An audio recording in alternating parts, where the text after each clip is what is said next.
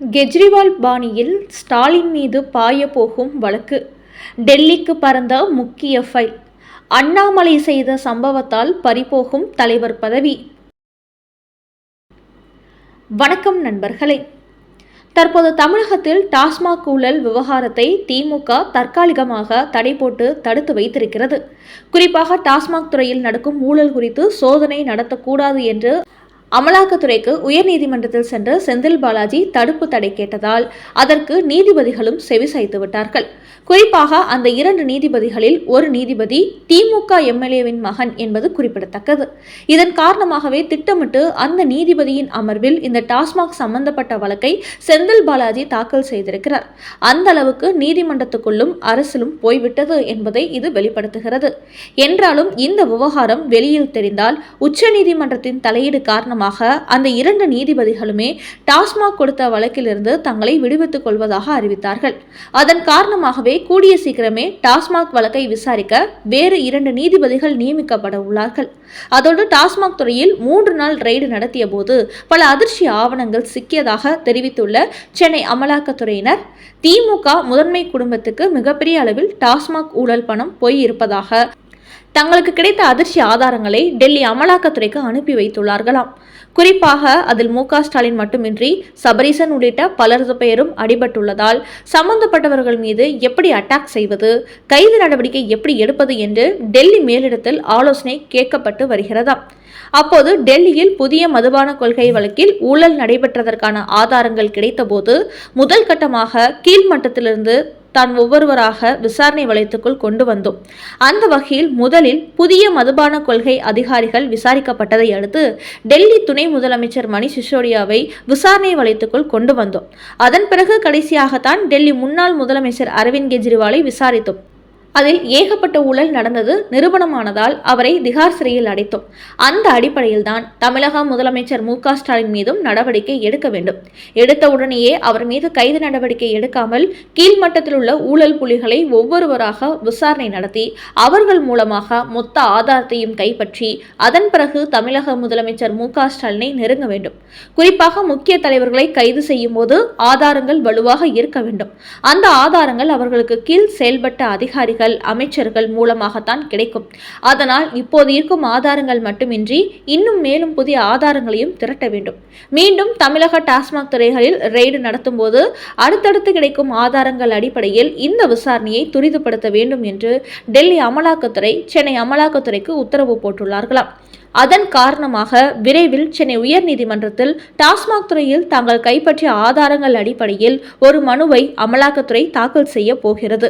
அதை அடுத்துதான் சென்னை உயர்நீதிமன்றத்தில் செந்தில் பாலாஜி தரப்பு தாக்கல் செய்துள்ள டாஸ்மாக் தடை உத்தரவு உடைத்தெறியப்பட்டு மீண்டும் அமலாக்கத்துறை டாஸ்மாக் அலுவலகங்களில் அடுத்த கட்ட ரெய்டை தொடங்குவார்கள் என்பது தெரிய வந்துள்ளது. அந்த வகையில் டாஸ்மாகில் செந்தில் பாலாஜி மற்றும் சபரீசன், முதலமைச்சர் மு.க. ஸ்டாலின் உள்ளிட்ட பலரும் பல ஆயிரம் கோடிகளை ஊழல் செய்திருக்கிறார்கள் என்பது கிட்டத்தட்ட டெல்லி மேலிடத்துக்கு தெரிந்துவிட்டதாம்.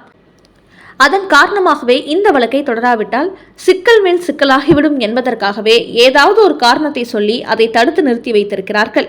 என்றாலும் விரைவில் அடுத்த கட்ட விசாரணைக்கு அமலாக்கத்துறை வருவதால் அவர்களது பிடியிலிருந்து டாஸ்மாக் துறை தப்பிக்க முடியாது என்பது தற்போது தெரிய வந்துள்ளது. அந்த வகையில் முதலமைச்சர் மு.க. ஸ்டாலின் மீது ஊழல் வழக்கு பதிவு செய்யப்பட்டால் தமிழக அரசியல் மட்டுமின்றி இந்திய அரசிலும் அது பெரும் பரபரப்பை ஏற்படுத்தும் என்பது தெரிய வந்துள்ளது. அடுத்த செய்தி. மல்லிகார்ஜுனே கார்கேவிடம் செல்வ பெருந்தகையை சிக்க வைத்த அண்ணாமலை, தலைவர் பதவிக்கு ஆபத்தா? தமிழக முதலமைச்சர் மு.க. ஸ்டாலினை பொறுத்தவரை கூட்டணியை உடையவிடாமல் பாதுகாக்க வேண்டும் என்பதற்காக திமுக கூட்டணியில் இடம்பெற்றுள்ள கட்சிகளுக்கு திரைமறைவில் ஏகப்பட்ட நன்மைகளை செய்து வருகிறார். குறிப்பாக தமிழக காங்கிரசின் தலைவரான செல்வ பெருந்தகை, நாம் சத்தமில்லாமல் இருந்தால் திமுக நம்மை கண்டுகொள்ள மாட்டார்கள் என்று சொல்லி வரப்போகிற 2026 சட்டமன்ற தேர்தலில் ஆட்சி அதிகாரத்தில் பங்கு ஏற்போம் என்று ஒரு சலசலப்பை உருவாக்கினார். அதன் காரணமாகவே இந்த விஷயத்தை இப்படியே விட்டால் மற்ற கூட்டணி கட்சிகளும் கொடிபிடிக்க தொடங்கி விடுவார்கள் என்று அவரை சத்தமில்லாமல் அழைத்து ஒரு டீல் போட்டிருக்கிறார் ஸ்டாலின். அது என்னவென்றால், தமிழக அரசு சார்பில் சில திட்டங்களை அறிவிப்பது போன்று அறிவிப்போம். அப்போது நீங்களே சில புள்ளிகளை தயார் செய்து ஒரு நிறுவனத்தின் பெயரில் அதற்கான பணத்தை கைப்பற்றிக் கொள்ளுங்கள். அந்த பணத்தை திரும்ப செலுத்த வேண்டாம் என்று செல்வ பெருந்தகைக்கு ஸ்டாலின் ஒரு ஐடியா கொடுத்திருக்கிறார். அந்த அடிப்படையில் தான் தூய்மை பணியாளர்களை தொழில் முனைவோர் ஆக்குவோம் என்று சொல்லி 33 பேருக்கு தலா 65 லட்சம் ரூபாய் கூட்டுறவு வங்கி மூலம் வழங்கியிருக்கிறார் ஸ்டாலின். ஆனால் அந்த 33 பேரும் தூய்மை பணியாளர்கள் அல்ல, செல்வ பெருந்தகையின் பினாமிகளாம். இந்த தகவலை தனது எக்ஸ் பக்கத்தில் வெளியிட்டுள்ள தமிழக பாஜக தலைவர் அண்ணாமலை அதை காங்கிரஸ் கட்சியின் தலைவரான மல்லிகார்ஜுன கார்கேவுக்கும் டேக் செய்துவிட்டார். அதோடு தமிழக அரசு மூலம் இந்த நிதியானது செல்வ பெருந்தகையின் பினாமிகளுக்கு எப்படி வழங்கப்பட்டது, அந்த பணத்தை கொண்டு செல்வ பெருந்தகை தன்னுடைய நிறுவனத்தை எப்படியெல்லாம் வளர்த்திருக்கிறார் என்பது குறித்த ஆதாரத்தையும் அண்ணாமலை மல்லிகார்ஜுன கார்கேவுக்கு அனுப்பிவிட்டார். அதோடு செல்வ பெருந்தகை தமிழக காங்கிரசின் தலைவர் ஆனதிலிருந்தே இதுபோன்று ஸ்டாலின் மூலம் பல ஊழல்களை செய்து வருவதாக காங்கிரஸ் கட்சியை சார்ந்த 15க்கும் மேற்பட்ட மாவட்ட செயலாளர்களும் டெல்லியில் அவர் மீது புகார் அளித்துள்ளார்களாம். இதன் காரணமாக இந்த விவகாரம் தற்போது காங்கிரஸ் கட்சியில் பெரிய அளவில் பத்தி எரிந்து கொண்டிருக்கிறது. அதனால் விரைவில் செல்வ பெருந்தகையை டெல்லிக்கு அழைத்து இது குறித்து விசாரணை நடத்தி அவரை தலைவர் பதவியிலிருந்து மல்லிகார்ஜுன கார்கே தூக்கி விடுவார் என்றும் காங்கிரஸ் வட்டாரங்களில் கூறுகிறார்கள். அந்த வகையில் திமுக கூட்டணி கட்சிகள் யாராவது ஆட்சி அதிகாரத்தில் பங்கு என்று யாராவது வாய் திறந்தால் அவர்களின் வாயை அடைக்க வேண்டும் என்பதற்காகவே இதுபோன்று அரசாங்க பணத்தை தொழில் முனைவோருக்கு கொடுக்கிறோம் என்பதின் பேரில் கூட்டணி கட்சி தலைவர்களுக்கு பினாமிகள் மூலம் கொடுத்து வருகிறார் ஸ்டாலின்.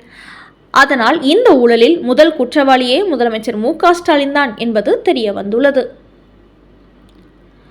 அடுத்த செய்தி, ஸ்டாலின் திவாலா பண்ணிவிடுவார், கொந்தளித்த நிர்மலா சீதாராமன். மத்திய நிதியமைச்சர் நிர்மலா சீதாராமன் திமுக அரசின் செயல்பாடுகளை கடுமையாக விமர்சனம் செய்து வருகிறார். குறிப்பாக தமிழ்நாட்டுக்கு கொடுக்க வேண்டிய அனைத்து நிதிகளையும் சரியாக கொடுத்த போதும் மத்திய அரசு தங்களுக்கு நிதி தரவில்லை என்று ஸ்டாலினும் திமுக அமைச்சர்களும் கூறி வருகிறார்கள். இந்த நிலையில் தற்போது மத்திய அமைச்சர் நிர்மலா சீதாராமன் வெளியிட்டுள்ள ஒரு செய்தியில், தமிழ்நாட்டை முதலமைச்சர் ஸ்டாலின் கடன்கார மாநிலமாக்கி கொண்டிருக்கிறார்.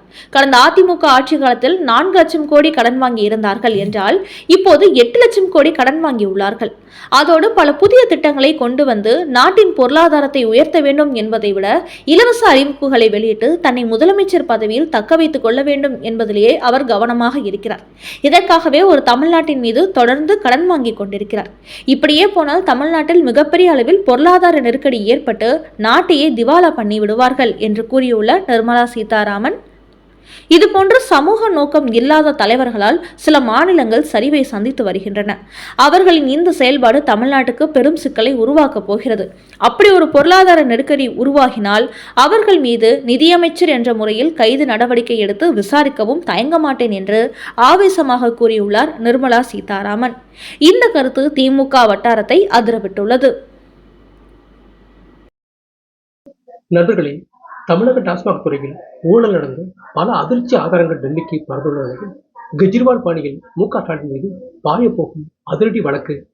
தூய்மை பணியாளர்கள் பெயரை சொல்லி பினாமிகள் மூலம் ஊழல் செய்த தமிழக காங்கிரஸ் தலைவர் செல்வ பெருந்தகைக்கு டெல்லி மேலிடத்தில் அண்ணாமலை வைத்துள்ள அதிரடி செக் மற்றும் தமிழ்நாட்டின் கடனை 8 லட்சம் கோடியாக உயர்த்தி மாநிலத்தை நெருக்கடியில் தள்ளிவிட்டார் என்று சொல்லி முதலமைச்சர் ஸ்டாலின் மீது நிர்மலா சீதாராமன் நடவடிக்கை எடுக்க தயாராகி வருவது குறித்து உங்களோட கருத்துக்களை கமெண்ட் பாக்ஸில் பதிவிடவும். நன்றி, வணக்கம்.